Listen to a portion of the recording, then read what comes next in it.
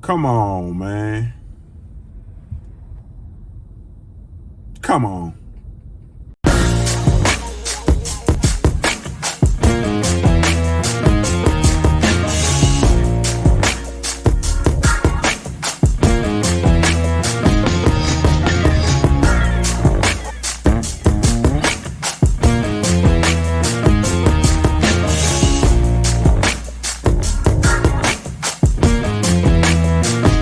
One, two, I've hustled harder than most.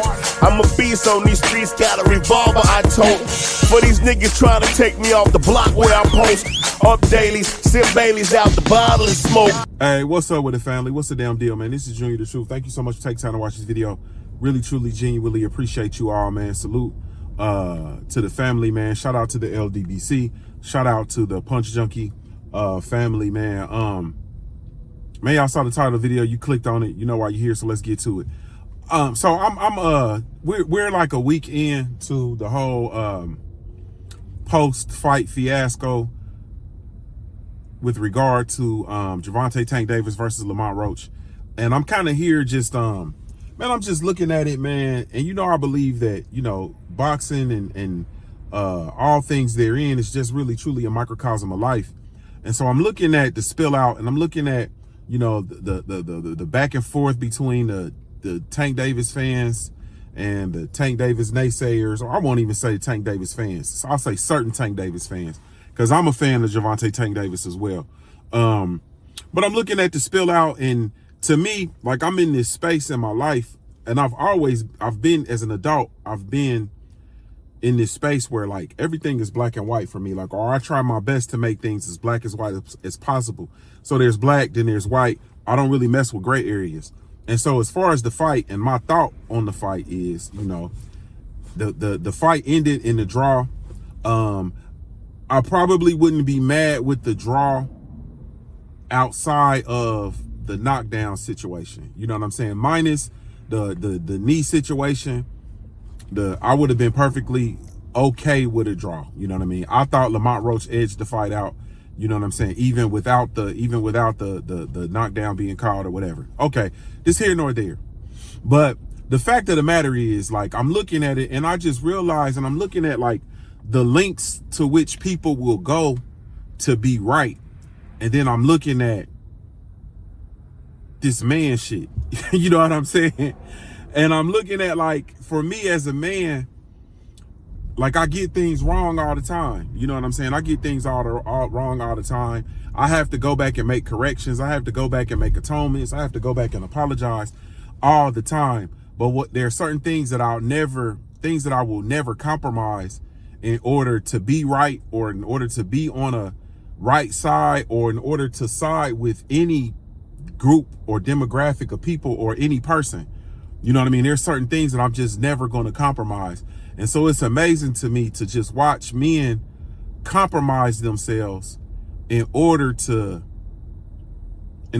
side with a certain side. I'm gonna just say it that way. You know what I mean?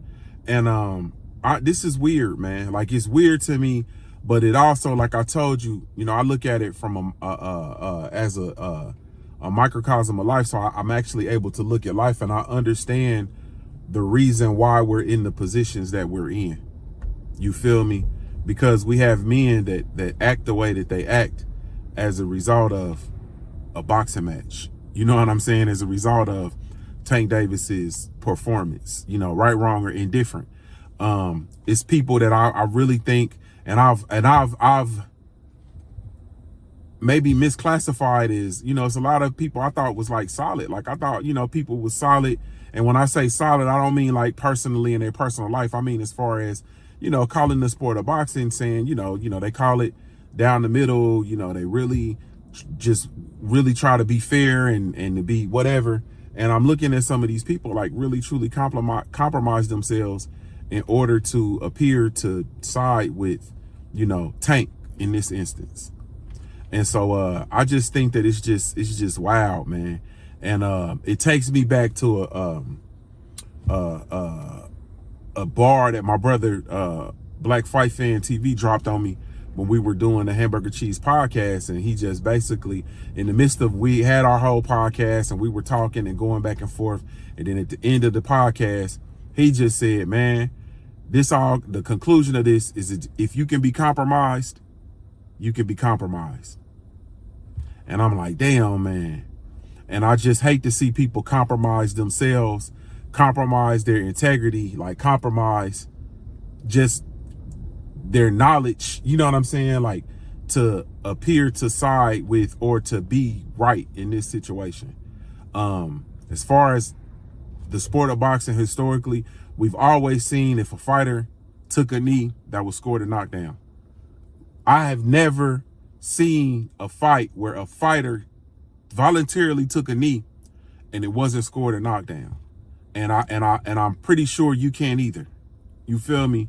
If you can definitely send it to me. But send me a clip where a fighter voluntarily took a knee and it was not ruled a knockdown or did not result in a stoppage of the fight. You know what I'm saying? And so, like, it is what it is. It was what it was. But I really hate to see people compromise themselves to this degree in order to appear to, or in order to side with one way or the other. Man, it's a shame, man. This Junior the Truth signing off, man. I'm a hard-born player made. If you don't know anything else about me at the end of the day, I got to keep pushing, baby.